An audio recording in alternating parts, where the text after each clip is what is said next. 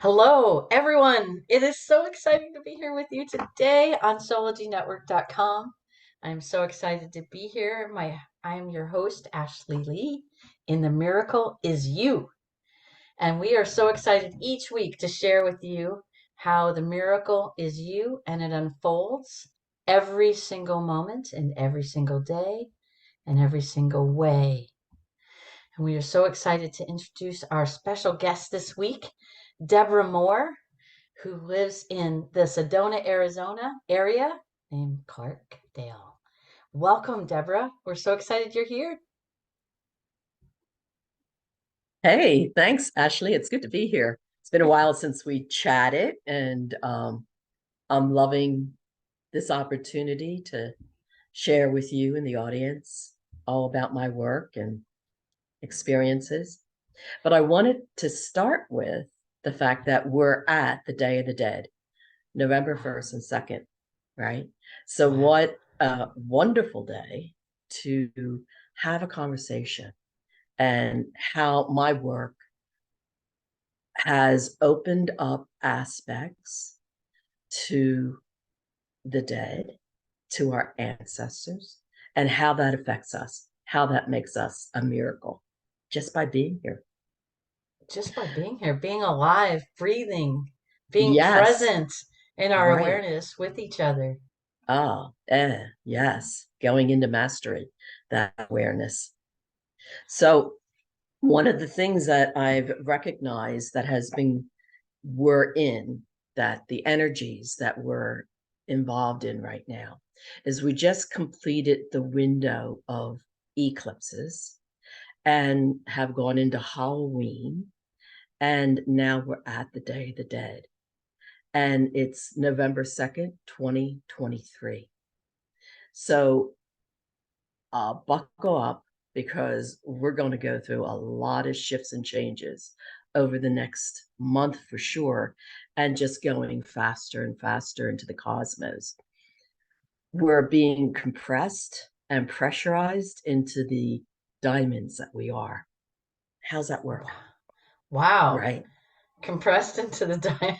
I've been hearing Right. that for a couple years now. Yeah. And it's expanding. I mean, yes, those of us that are sensitive, absolutely, we've been feeling it. The seekers, those that are just waking up to, hey, what is this world about? And what am I doing here? And it's looking pretty crazy.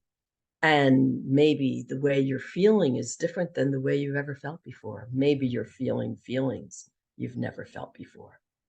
So, what does it all mean? Yes. So, I want to give a broad view. I just recently heard this. I thought it was a great analogy. We've all gone to amusement parks. And when we go into the amusement park, we choose a ride and we get on it and we buckle up and we're on the roller coaster, and we know we're on the roller coaster. We know at some point we're going to step off the roller coaster. But that roller coaster affects our nervous system in a specific way. We have an experience from that other rides don't necessarily give. They have their own experiences. Well, it's the same here. We're on a specific roller coaster. We've come in and we're earthlings. And what does that all mean? But at some point, we leave here. We all know that. None of us get out of here alive at this point in time. And even if we do ascend and take the body with us, we're still leaving here and leaving this experience.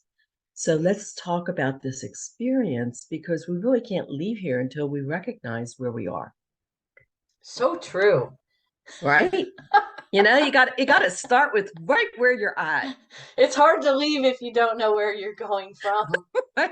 you you're in a dark tunnel. You don't know which way to go until you hit a wall, right?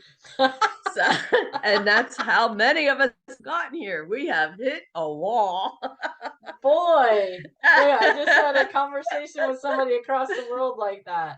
Yes. Yeah, Yes. hitting walls. Boy, that Yeah. just sucks it home right here today, doesn't it? Right?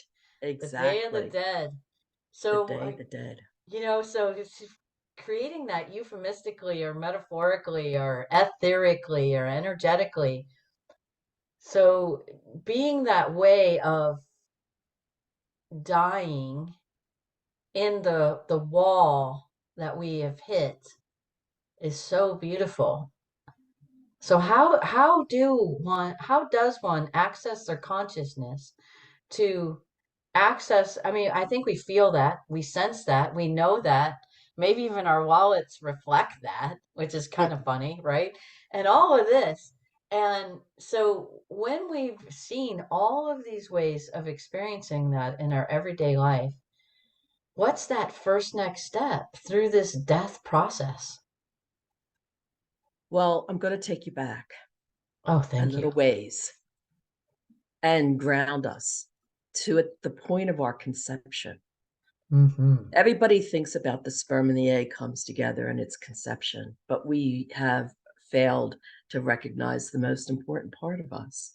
It's us. It's our soul aspect that sparks that conception, that completion of expansion. And it is a soul's journey to access the physical. And how do we do that? We have to be masters of this in order to access conception and create a body to have this experience. So Access we, conception. Wow. yes, and Beautiful part of words. and part of that is in the leading up to and then during the entryway into, we have agreements with our ancestors. We are accessing this lineage's DNA that goes back thousands of years. And our ancestors have a specific holding of, I call it the crust of the earth. And it can show up in the form of anxiety or fear or anger or over sexuality, things that control us in our human life experience. And this agreement is to take this on, this piece, this crust of the earth, as part of give back to the ancestors, because when we clear it in ourselves, we clear it for our lineage before us and after us. And we clear it in the collective. So it goes beyond our ancestry. But I'm going to just hold it to our ancestry. And what's interesting about it is that wall we hit when we are constantly in anxiety and worried and in doubt and in fear, and or we're angry at things all the time. That's the wall. We actually walk into it and say, what is going on? I am constantly in fear or anger, or I'm constantly wanting sex. Uh, these drives within us, we turn around and we say, oh, this is in me. Oh, you may have triggered me. I will not blame you. I will own that trigger is my feelings and turn around and deal with my feelings. And when we make that turn inside, it is no longer a wall that we have hit. It is now a new direction, and the direction is inside. And we set it up with the ancestors. And so let's go back. We're at the point of conception. We make agreements, and there are many agreements we make in order to access this realm. The issue is that we don't have to keep the agreements once we're here. We can clear those agreements. We can process through those agreements and walk out of those agreements. Most people currently on the planet don't. They don't even know that they have made an agreement, and their experiences are because of those agreements. And until we own that part and turn around and look inside to see what exactly did I agree to? We haven't begun the journey. So we have to seek a way in order to unravel this agreement in order to come onto the planet. So we're at conception and we're at birth. And for 6 hours, we are completely aware of who we were, are, and where we're going. And then at the end of the 6 hours, the veil comes down because we have achieved the first level of mastery by having created a physical vehicle for our soul's aspect to walk this next journey. How's that? That's beautiful. All right. That's beautiful. So, coming in, we created the opportunity of conception and energy mastery in creating a body. Yes. And in creating a human body, we created agreements to cultivate that awareness field of conception. Yes. And then we dropped in and we conceived ourselves.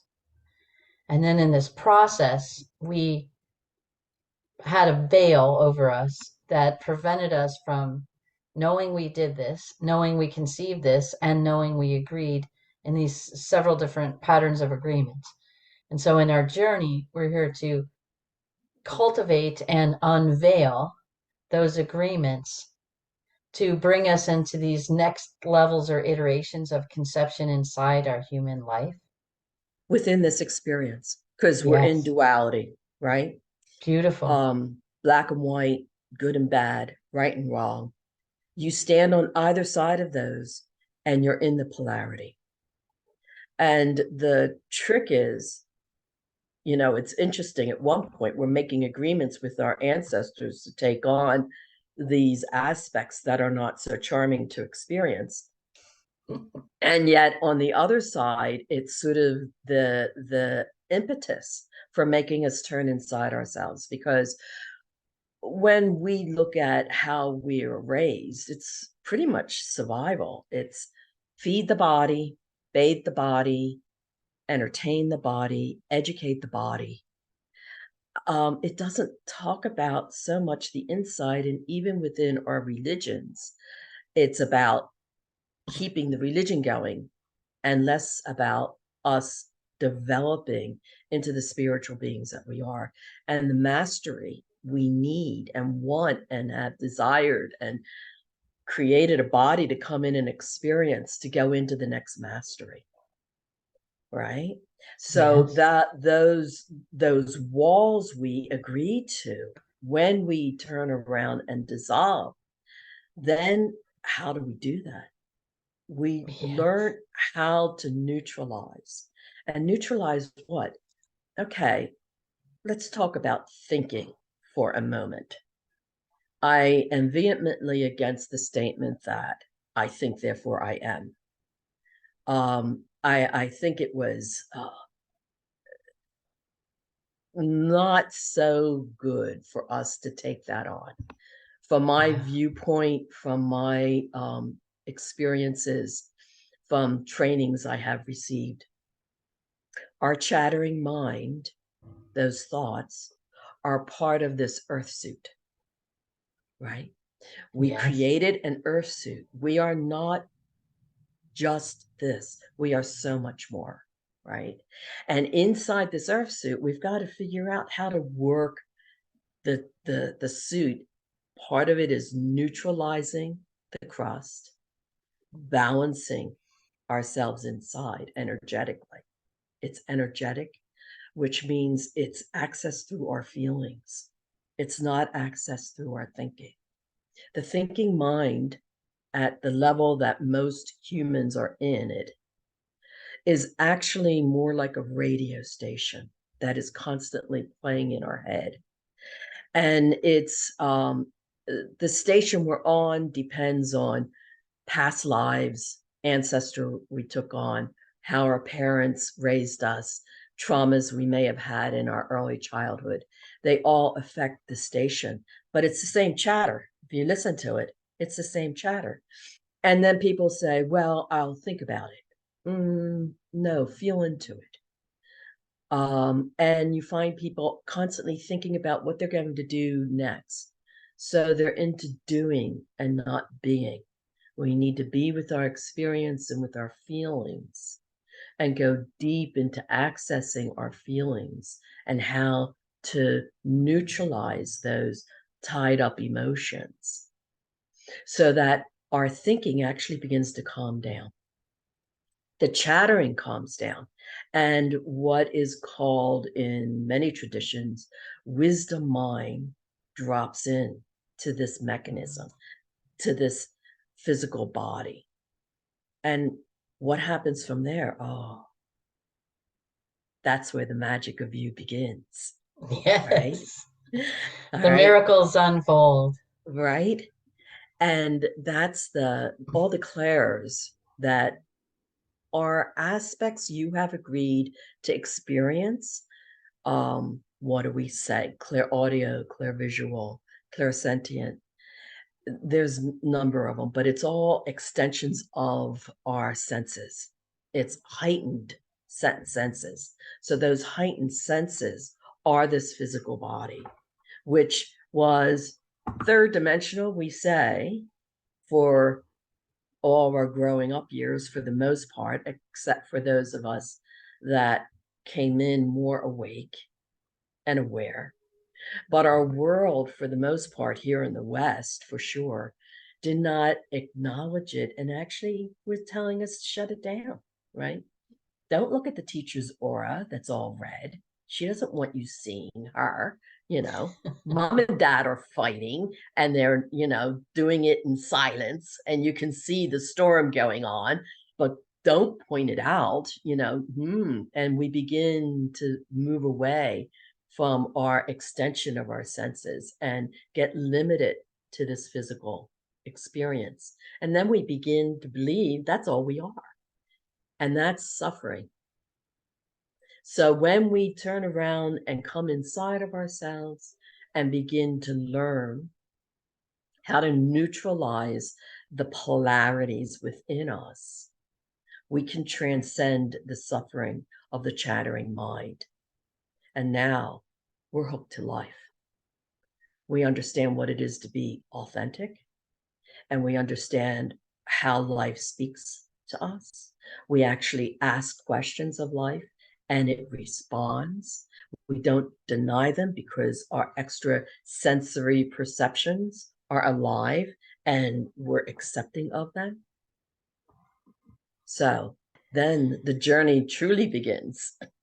It sure does, and it brings into a question of when we experience our giftedness, our clairs, and you really had a lot. I really was vacillating with the word clair and clairsentience, and how the kids are so funny, and they're like, "What is with all this big wording?" And now I really clearly hear it through your voice is that the clairs are clarity. And Yeah. it's How about that? clarity, yes, like clarity of hearing or seeing, and your divine clarity, like your true clarity, like your authentic clarity, your pure clarity that is absent of that bipolarity or that negativity or even super positivity that we kind of continually shoot for. And so I was curious in our colors or in our giftedness or in our ability to have extra sensory perception outside of the normie um, mind chatter world. We utilized a lot of our mind chatter to accentuate or to access our divine giftedness, our inner knowing, our inner being. And we somewhat polluted that way of being and added a lot of fear into our natural abilities. And how do we unravel those to really illuminate the miracles that we are? That's a mouthful. isn't it?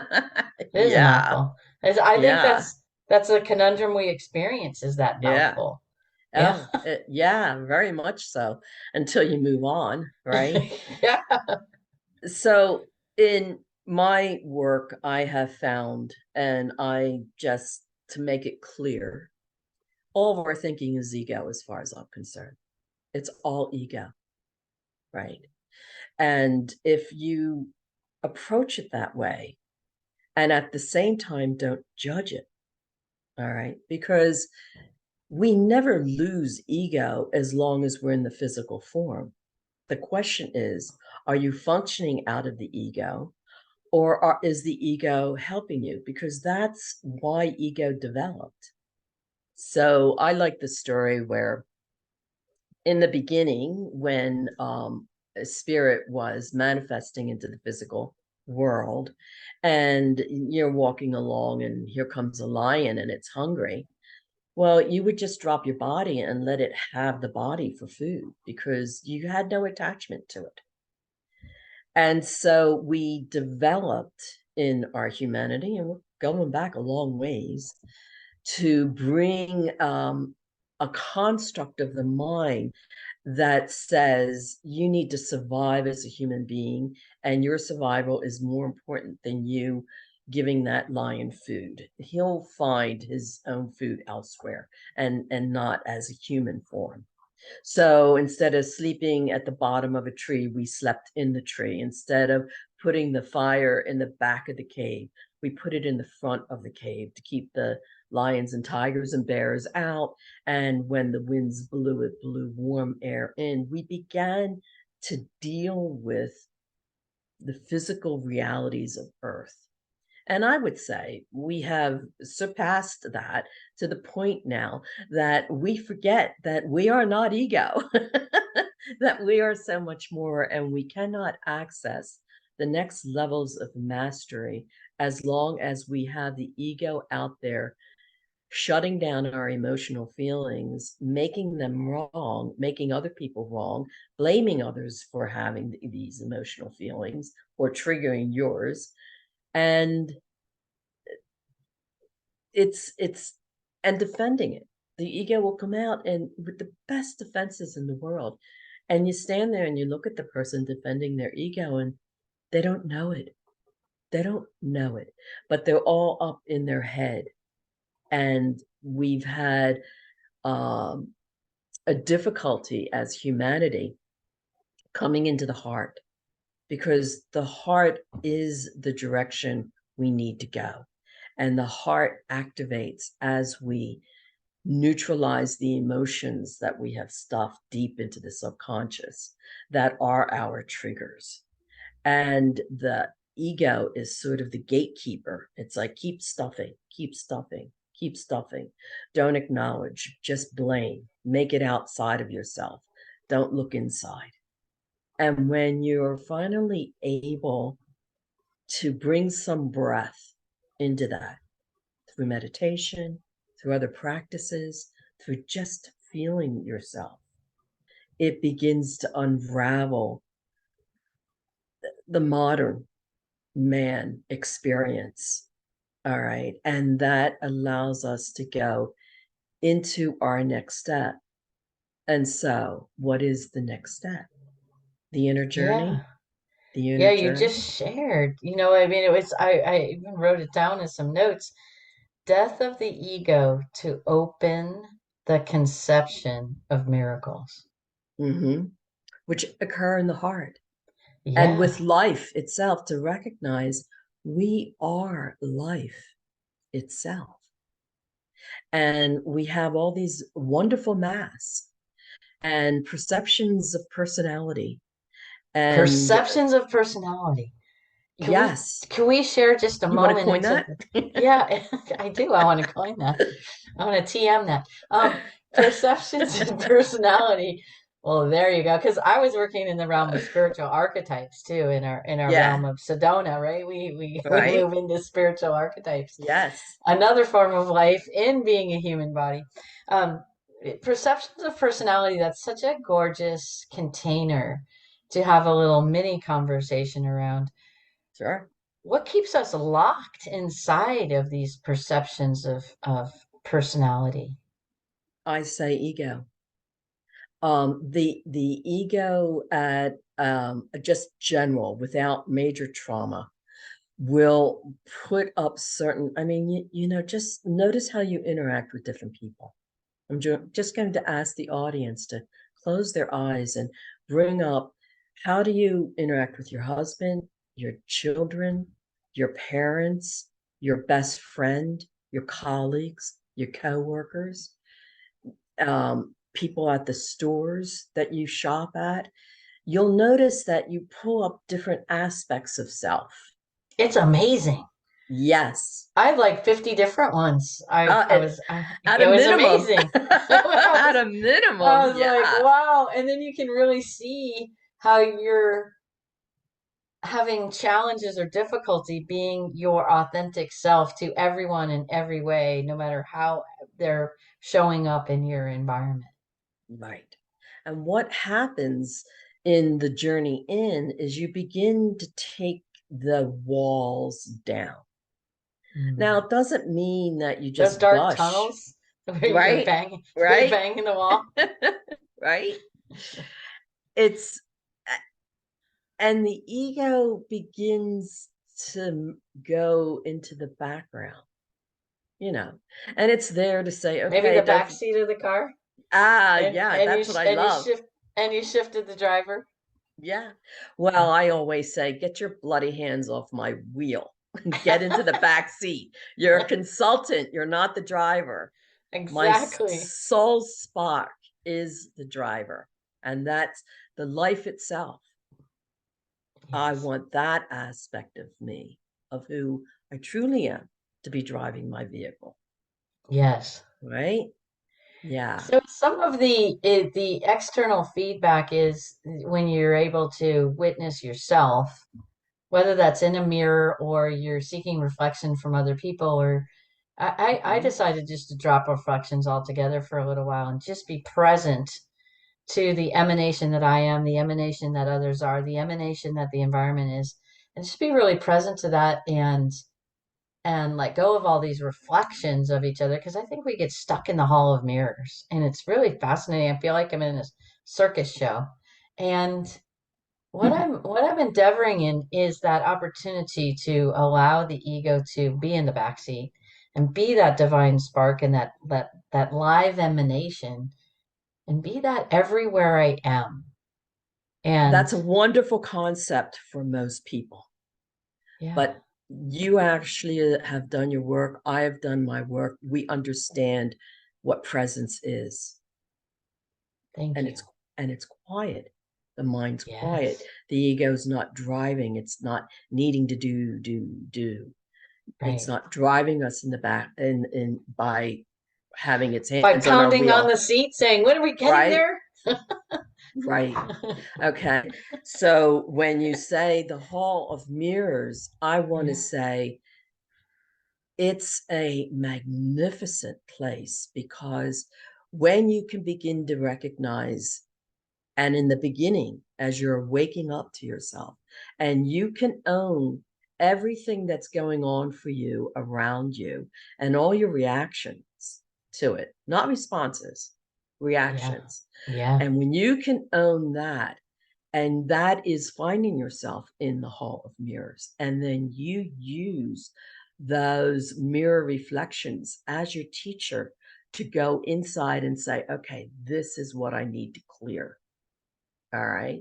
And so as I clear this inside of me, as I step into and watch the mirror from the inside, because most people can't agree with that. The ego will argue that for months, even when they're trying and saying they want to do the inner work. They won't let that guard keeper doesn't want you to see that it's all a mirror. Then when Ah, you begin to shatter that mirror, when presence, when who you are as a being of light, right? yeah. You feel it. For me, I literally see rooms light up around me when my presence has come in. And I feel it, and I experience deep quiet, because that is the experience of life, is in silence.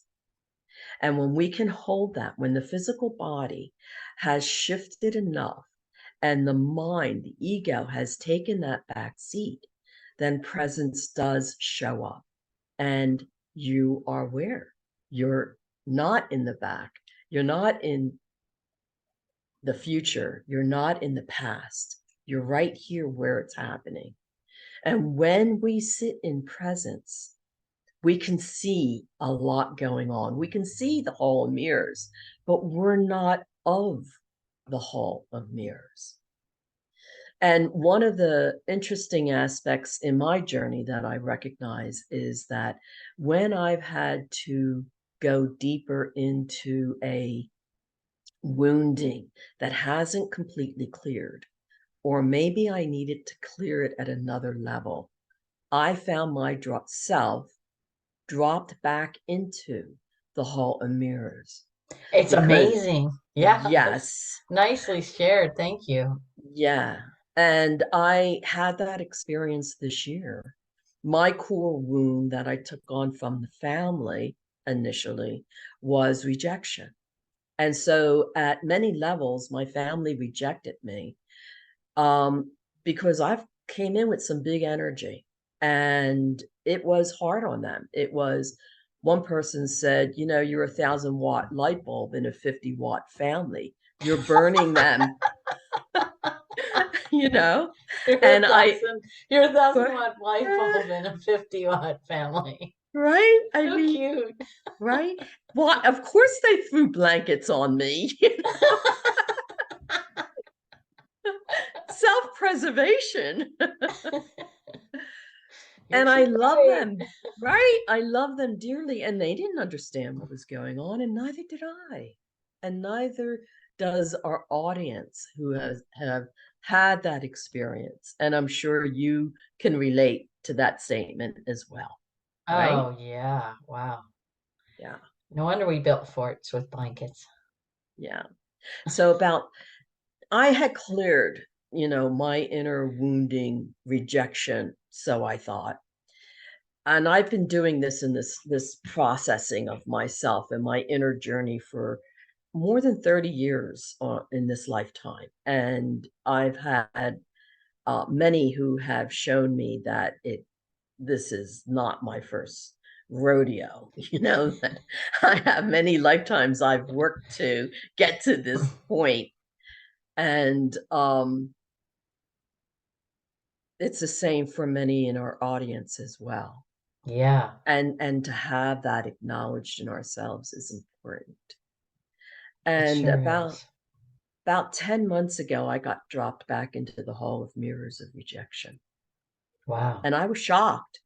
I had thoughts that I were like, I knew they weren't mine. I hadn't had them in years. Where are these thoughts coming from? And reactions to things that were really out of character for who I knew my authentic beingness to be. And I was trying all of my tricks to clear those grimy ego hands off of my steering wheel. and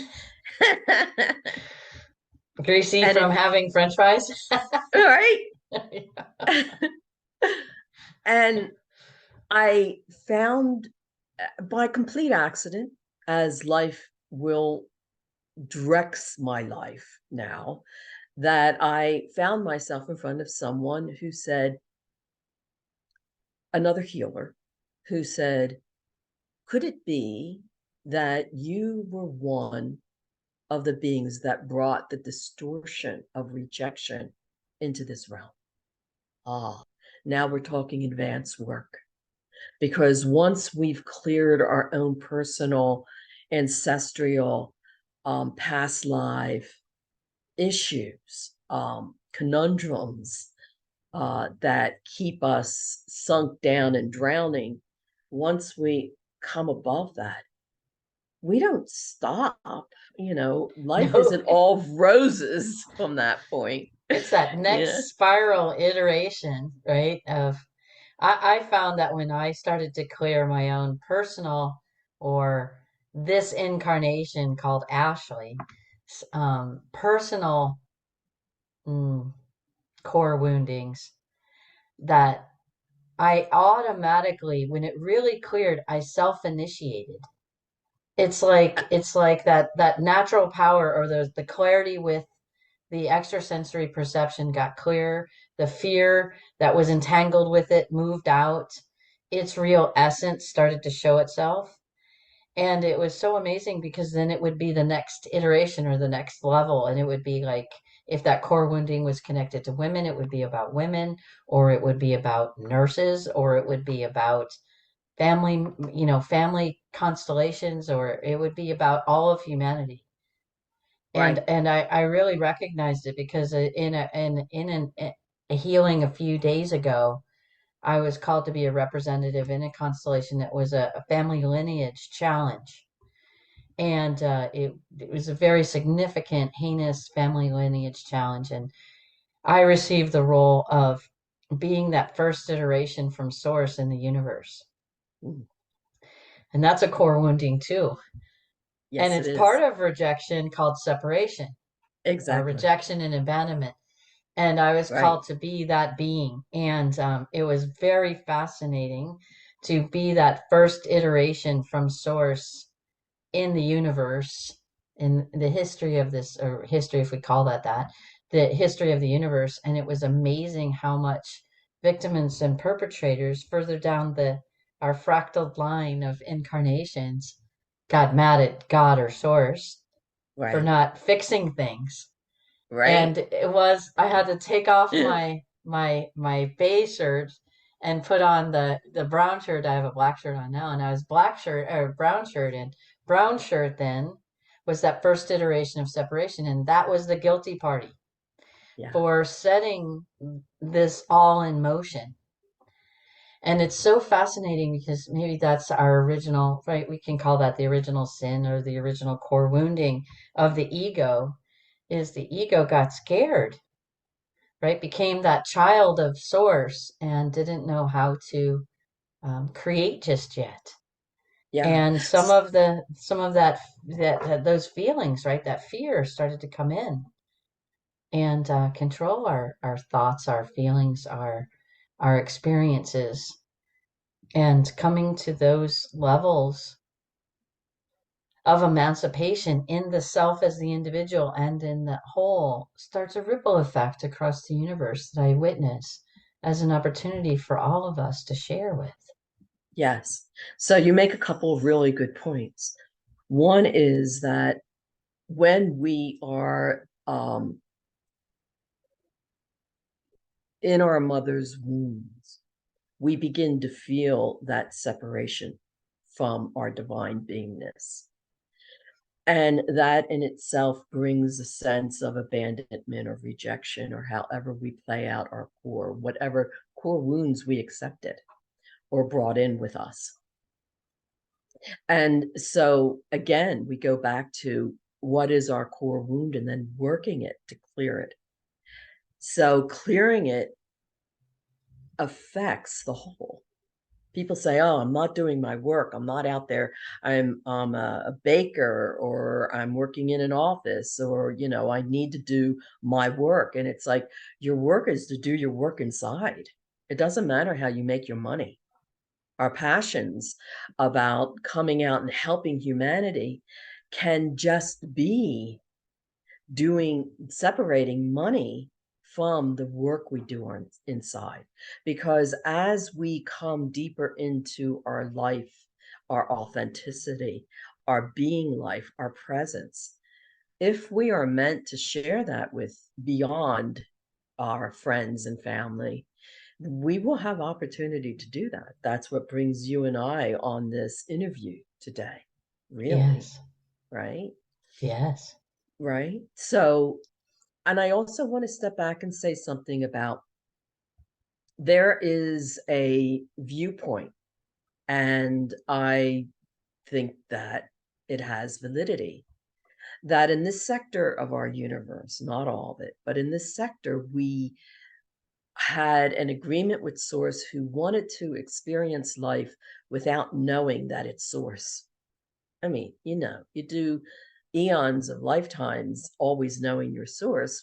What's the next game? So we actually separated and began to throw distortions into the realms.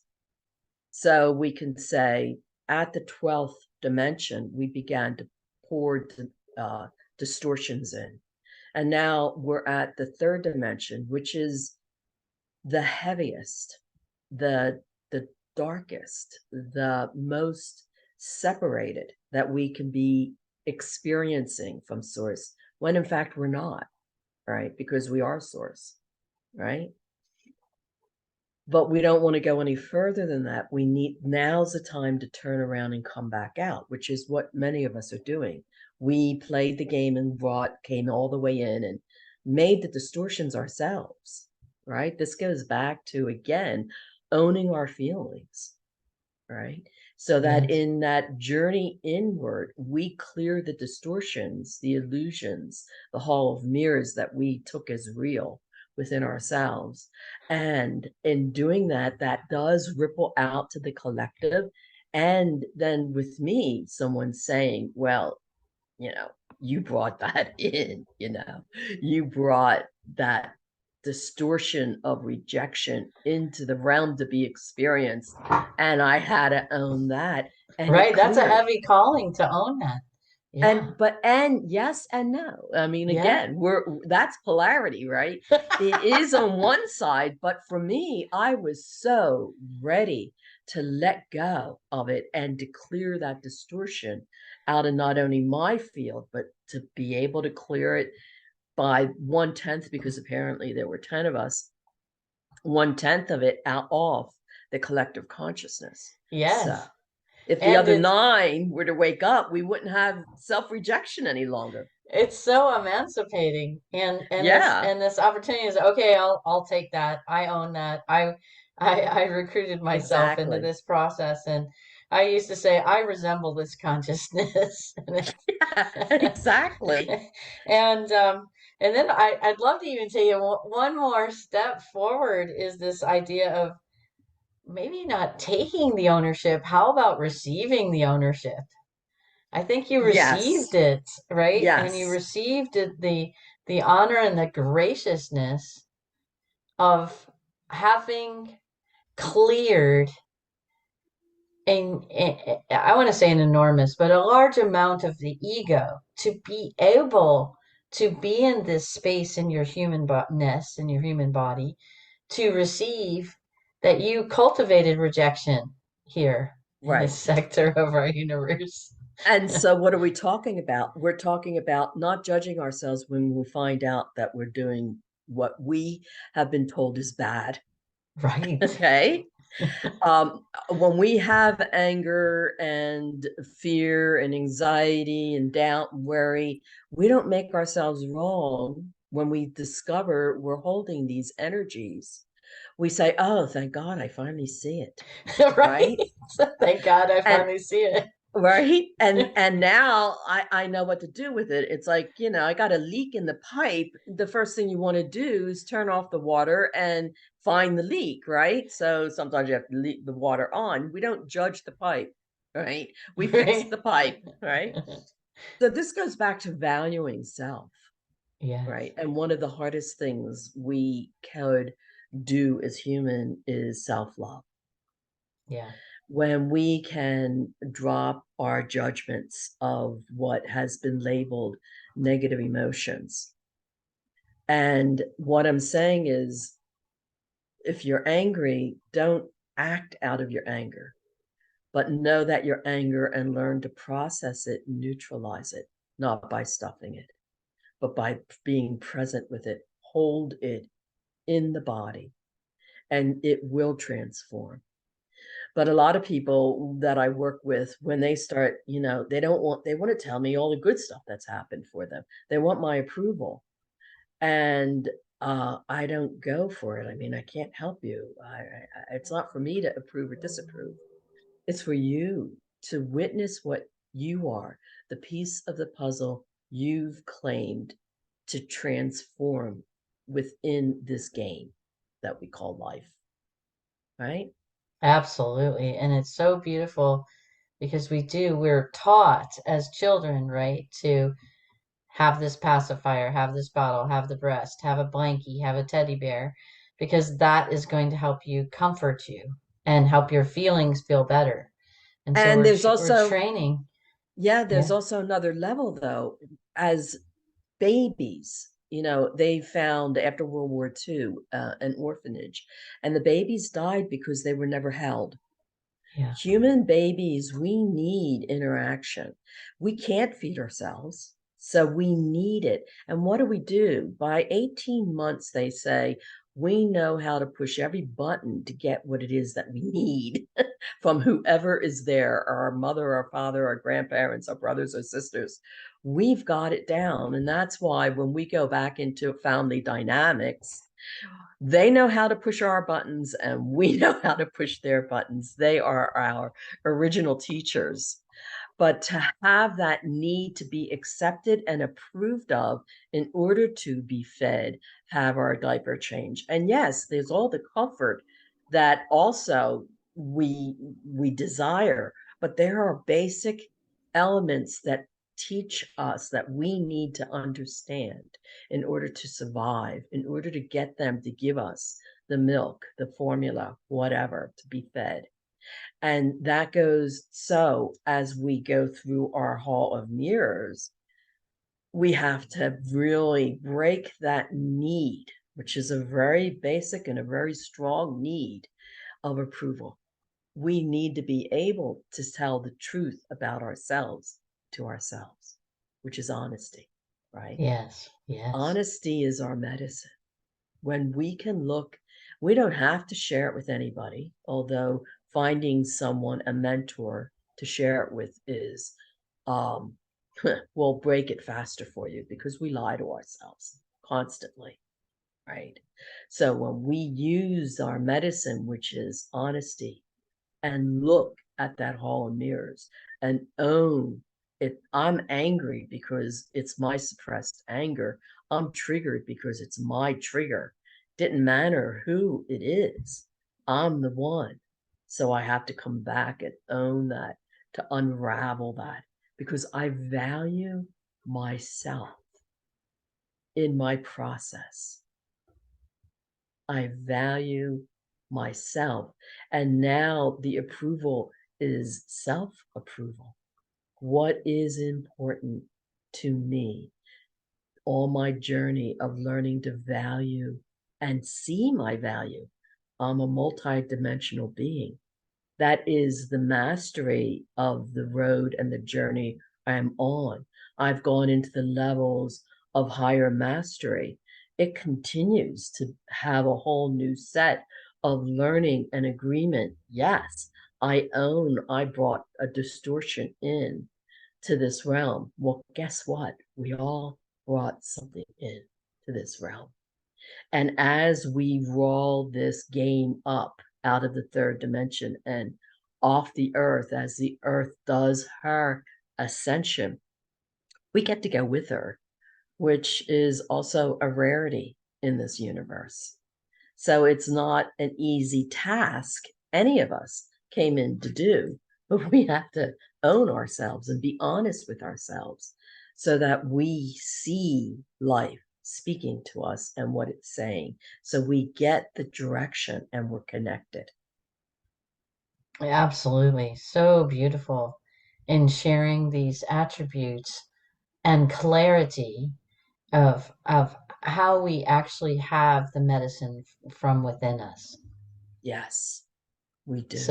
So in that journey of conceiving a life that is in living in our honesty, living in our integrity, living in our divinity, expressing our true nature of love, that medicine is within us. Yes, it is. It is us, right? It's not our ego. We won't find it. The ego won't be honest with itself. The ego plays games. I call it Chutes and Ladders. I don't know if you ever played that game. It was one of Yeah. my favorite board games when I was little, although I hate it when I got shot down and had to go down to the bottom again. But that's what the ego does. And when we are honest with ourselves and it's like, oh, and we can say, oh, that's my ego. Oh, I'm in presence to understand what that is. Oh, look at that person. They're struggling. Let me, hold a space for them to unravel. Oh, look, my husband has totally misunderstood what I just said. Allow me to hold the space and let my wisdom mind direct me. Am I to say something or am I just to shift? How do I shift? Do I give him a hug and just hold him? Right? How do I bring in kindness to his predicament of still being directed by the ego, or vice versa? It's not just husbands. But it's anybody that we come in with that's having a hard time or is absolutely rude because they're totally out of self-awareness. They have no self. They think that this is who they are and this is how they are and accept it for what it is. And maybe that's what they've come into experience is the other thing. Not all of us are here to do this inner journey. And it took me a long time to accept that. Ultimately, yes, but sometimes a soul comes in to throw a baseball, and that is it. They want that experience. And so an aspect of them manifests in the physical, and they've got a great arm, and they throw that ball for many years. And that's their life. And there's nothing wrong with that. That's part of having this experience. And I love that part. For me, Yeah. it's the inner journey. And it's a direction I chose many, many lifetimes ago. And it's a direction you chose. And I Yes. would say anyone listening to us today, if they are this far into this conversation, they've chose it too, right? Yes. Yes. I call this on soulogynetwork.com a soul cast. Right. Exactly. Maybe Exactly. from the idea of a podcast or a broadcast Right. is a soul cast or transmitting those who would prefer and love to experience the conversation of an inner journey. This is that. It is. It is the basics of understanding the conundrum we find ourselves in and a suggestion of how we go inside and begin that journey. It, And you cultivated it so beautifully to this part of the conversation in that as we have declared and intended and brought in the conception of our life's journey being the inner journey, and it's not or hasn't been, I sense really many people are coming in at conception of human beingness, choosing that inner journey to be a part of the elevation of humanity as a whole. And I sense more and more and more beings are coming in this way. And we're bridging those concepts of how do we create this miracle of us transcending that ego and eating the food that we'd like to eat, traveling the way we'd like to travel, having the housing we'd like to have. How do we actually create that in this container called the miracle is you expressing our miracles and cultivating self-love through enjoying life on the inner journey? yes. How do we? I would say, That's the bazillion-dollar question. right?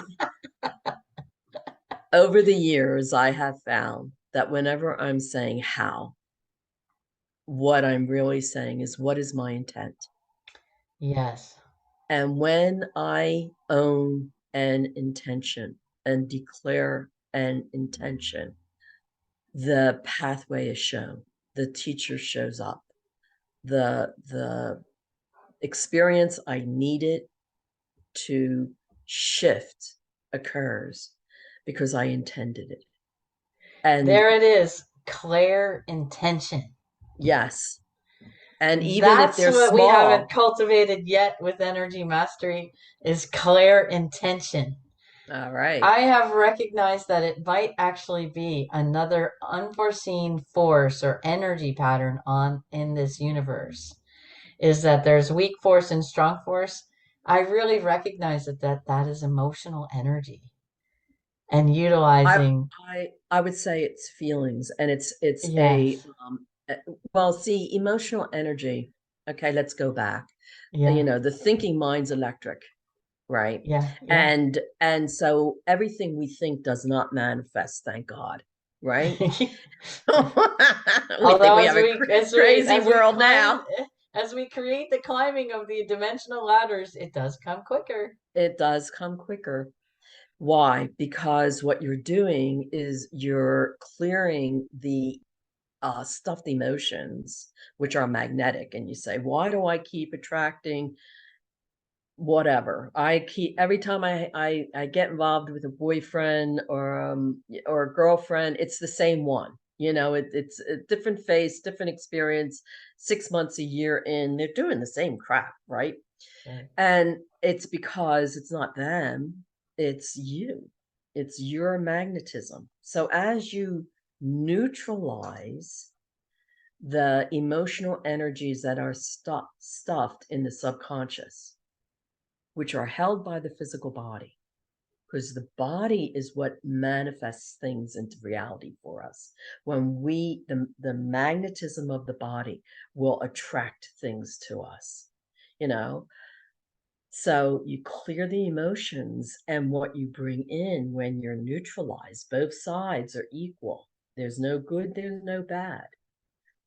For me, I don't need a palace to live in to justify who I am. So what do I need externally? My needs have always been met. Now, somebody who's climbing the monetary ladder, who needs the fast sports car and their own jet, is going to look at me and say, you think you're better then? And I would say, I'm different then. So what are our needs, really? And then what do we intend? We have to go in and neutralize those fears of not having. And then all of a sudden, what happens? Life comes in. Our energetic body is more enhanced, is more energetic, and more energy is provided to the energetic body to manifest those higher states and to bring in all that we need in the physical. Kind of a tricky answer. It Does is, that help? yes, you just helped me realize like we humanity on planet Earth created a monetary system that's based on external validation. Totally. And when we go in and I want to say execute, when we go in and execute the disintegration of our need for external validation, we then disconnect ourselves from the basis of the monetary system around here.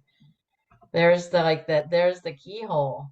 Now Right. creating on planet Earth a monetary system that exchanges value in such a way that we don't need external value.